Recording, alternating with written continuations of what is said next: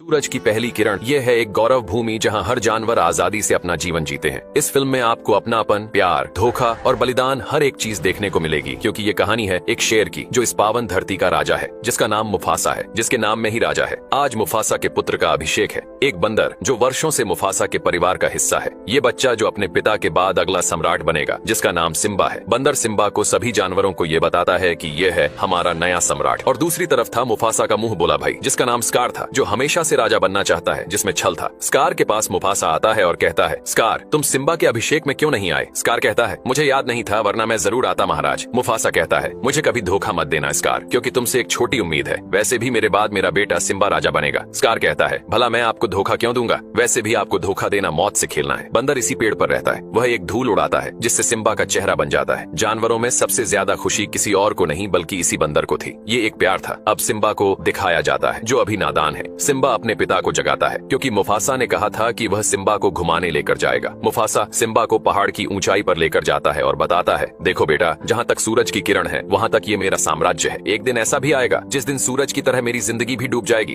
और नई किरण के साथ तुम्हारा राज होगा। सिम्बा कहता है, पिताजी, क्या सच में इस पूरी धरती का राजा मैं बनूंगा और काली घाटी का भी राजा बनूंगा? मुफासा कहता है, भूल कर भी काली घाटी की तरफ मत जाना। सिम्बा कहता है, पिताजी, राजा तो कहीं भी जा सकता है ना? मुफासा कहता है, बेटा, सबके अपने उसूल होते हैं। राजा का उसूल यही होता है कि वह अपनी और इस गौरव भूमि की रक्षा करे। तभी यहाँ एक पक्षी आता है। यह पक्षी मुफासा के परिवार का खबरी था, जो बहुत ज्यादा बकबक करता था, जिस वजह से मुफासा सिम्बा से कहता है, इसे सबक सिखाओ। सिम्बा धीरे धीरे पक्षी की तरफ जा रहा था और उछलकर उसे पकड़ लेता है, जिस पर मुफासा जोर से हंसता है। तभी पक्षी बताता है, महाराज, लकड़बग्घे शिकार के लिए निकल चुके हैं। इतना सुनते ही मुफासा पक्षी को कहता है, सिम्बा को अपने साथ घर ले जाओ। लेकिन सिम्बा एक कीड़े के साथ खेलने लग जाता है और खेलते खेलते स्कार के पास चला जाता है। स्कार कहता है, इस तरह से शिकार करोगे तो एक झींगुर भी नहीं पकड़ पाओगे। सिम्बा कहता है, मुझे शिकार करना आता है और मैं गौरव भूमि का राजा बनने वाला हूँ। उसके बाद तो आप मेरा हुक्म मानोगे। ये सुनकर स्कार को बहुत गुस्सा आता है और कहता है, तुमने काली घाटी के बारे में सुना है? सिम्बा कहता है, पिता ने वहाँ जाने से मना किया है। लेकिन स्कार सिम्बा को उकसाता ताकि सिम्बा काली घाटी चला जाए। एक दिन सिम्बा और उसकी दोस्त नाला खेलते खेलते काली घाटी पहुँच जाते हैं, जहाँ बड़े बड़े जानवरों की हड्डियां थीं। ये बेहद डरावनी जगह थी। नाला उसे घर चलने को कहती है, लेकिन सिम्बा उसकी बात नहीं मानता। दोनों घाटी के अंदर चले जाते हैं। तभी वहाँ बहुत सारे लकड़बग्घे आ जाते हैं, जो बहुत खूंखार थे। लकड़बग्घों की सरदार दोनों को खाने को कहती है और दोनों पर हमला कर देती है। दोनों यहाँ से भागने लगते हैं, लेकिन आगे चलकर लकड़बग्घे दोनों को घेर लेते हैं। सिम्बा अपनी दहाड़ से उनको डराता है, लेकिन अभी उसकी आवाज में वह दहाड़ नहीं थी, जिस पर लकड़बग्घे जोर जोर से हंसने लगते हैं। लेकिन सिम्बा इस बार गहरी दहाड़ निकालता है। सभी लकड़बग्घे घबरा जाते हैं, क्योंकि वह आवाज मुफासा की थी। मुफासा वहाँ पहुँच गया था। वह सभी लकड़बग्घों को नोच नोच कर फेंक देता है। किसी में इतनी हिम्मत नहीं थी कि मुफासा का मुकाबला कर सके। मुफासा कहता है, तुम्हारी इतनी हिम्मत कि तुम मेरे बेटे पर नजर डालो। लकड़बग्घे मुफासा से माफी मांगते हैं। मुफासा दोनों को वहाँ से लेकर चला जाता है। यही कारण है कि शेर को ही जंगल का राजा कहा जाता है। उसकी गरज और चाल में एक अलग ही रुतबा होता है। मुफासा सिम्बा को समझाता है, बेटा, मेरे मना करने के बाद भी तुम काली घाटी चले गए। जानता है, मेरी तो जान ही निकल गई थी। तुम्हें कुछ हो जाता तो मैं क्या करता? सिम्बा कहता है, पिताजी, मैं दिखाना चाहता था कि मैं डरपोक नहीं हूँ। मुफासा कहता है, जब तुम बड़े हो जाओगे तो बहादुरी दिखाने के बहुत मौके मिलेंगे।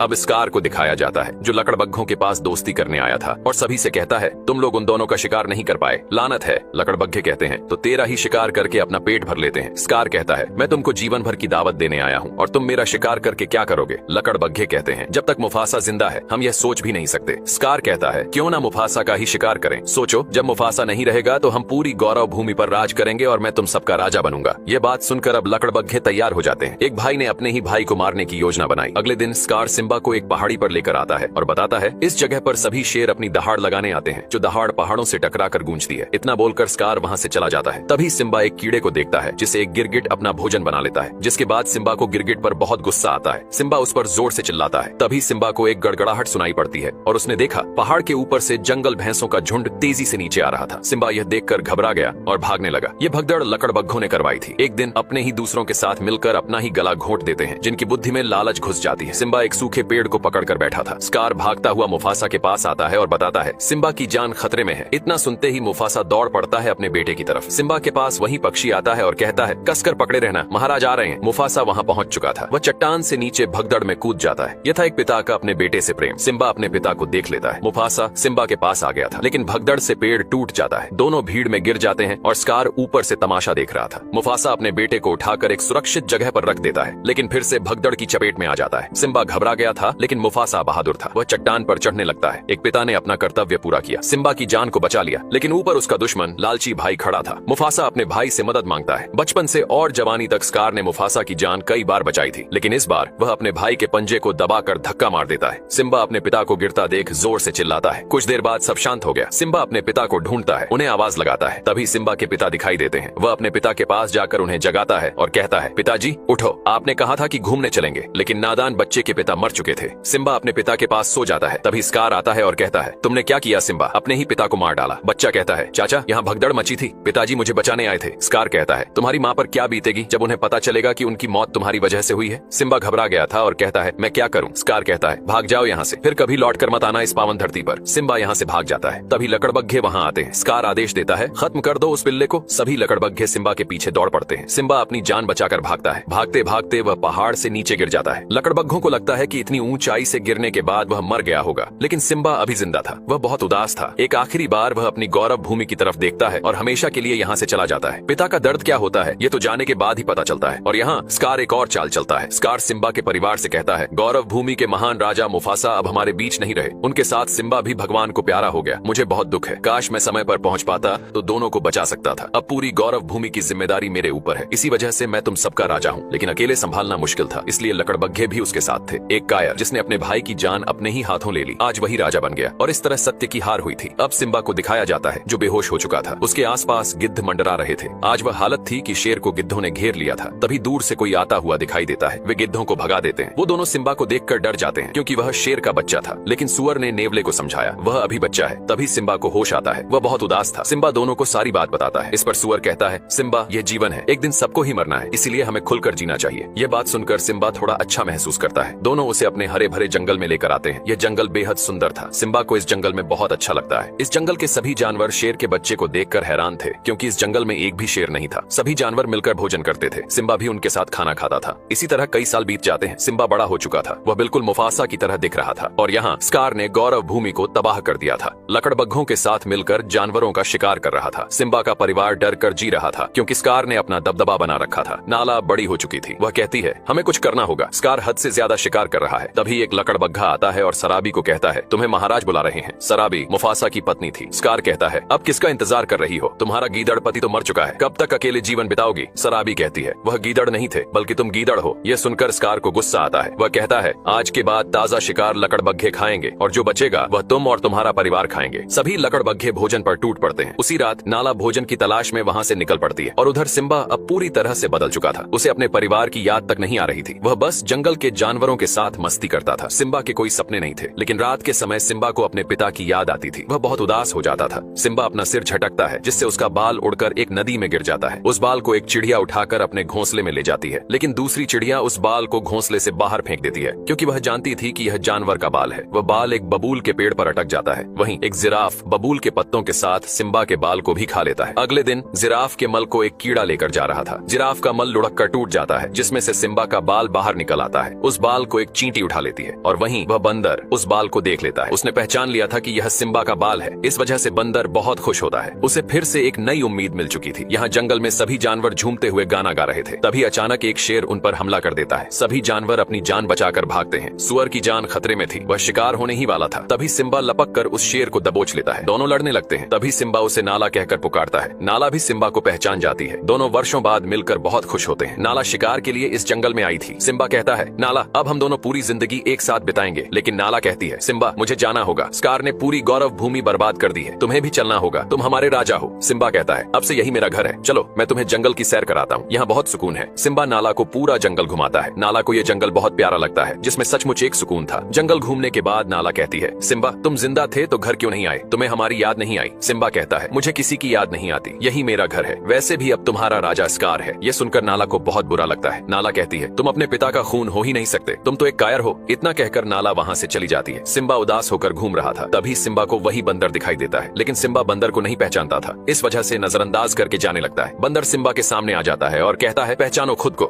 लेकिन सिम्बा जाने लगता है। तभी बंदर कहता है, मुफासा के बेटे को मैंने गोद में खिलाया है। ये सुनकर सिम्बा रुक जाता है और कहता है, तुम मेरे पिता को कैसे जानते थे? बंदर कहता है, मुफासा को मैं बचपन से जानता हूँ, तुम्हारे पिता जिंदा हैं। सिम्बा बंदर के पीछे भागने लगता है, यह जानने के लिए कि उसके पिता जिंदा हैं या नहीं। बंदर सिम्बा को पानी में देखने को कहता है। सिम्बा पानी में अपने चेहरे में अपने पिता मुफासा का चेहरा देखता है। तभी आसमान से एक आवाज आती है। ये मुफासा की आवाज थी। वह कहते हैं, राजा का काम अपनी प्रजा और गौरव भूमि की रक्षा करना होता है, न कि कायर की तरह छुपकर जीना। इतना सुनते ही सिम्बा में एक जुनून आता है। वह निकल निकल पड़ता है अपनी गौरव भूमि को बचाने। सिम्बा एक ऊंची दहाड़ लगाता है और निकल पड़ता है अपनी मंजिल की ओर। सिम्बा एक ही पल में एक फौलाद बन चुका था। उसके दोस्त उसे जाते हुए देख रहे थे। हर किसी के अंदर एक शेर होता है। जब वह जाग जाता है तो वह शख्स कुछ भी कर सकता है। रास्ते में उसे नाला मिलती है, दोनों निकल पड़ते हैं। लेकिन जब सिम्बा अपनी गौरव भूमि देखता है तो हैरान हो जाता है। पूरी गौरव भूमि तबाह हो चुकी थी। नाला कहती है, अब क्या करोगे? सिम्बा कहता है, वही करूंगा जो एक राजा करता है, अपनी भूमि की रक्षा करूंगा और अपने पिता का सपना पूरा करूंगा। सिम्बा के दोनों दोस्त भी यहाँ आ चुके थे। सिम्बा दोनों को वहाँ से वापस जाने को कहता है, लेकिन सुअर कहता है, हम भी इस लड़ाई में तुम्हारे साथ लड़ेंगे। तभी सिम्बा ने देखा कि सामने लकड़बग्घे बैठे थे। सिम्बा अपने दोस्तों से उनका ध्यान भटकाने को कहता है। नेवला उनका ध्यान भटकाता है, जिससे लकड़बग्घे दोनों के पीछे पड़ जाते हैं। सिम्बा और नाला दूसरे रास्ते से निकल पड़ते हैं और बंदर भी अपना वह हथियार उठाता है जिसे उसने वर्षों पहले मुफासा के मरने के बाद छोड़ दिया था। बंदर भी लड़ाई में सिम्बा के साथ था और स्कार सराबी पर अपनी मनमानी कर रहा था। वह कह रहा था, तुम मेरी रानी बन जाओ, इतना घमंड ठीक नहीं है, मर चुका है वह डरपोक। सराबी कहती है, वह डरपोक नहीं थे, डरपोक तो तुम हो, तुम्हारे अंदर कोई काबिलियत नहीं है। इतना सुनते ही स्कार सराबी से लड़ने लगता है। जिसकी नीयत ही गंदी हो वह राजा क्या बनेगा। तभी दहाड़ते हुए सिम्बा आता है। यह देखकर स्कार डर जाता है। उसे लगता है कि वह मुफासा है। सिम्बा कहता है,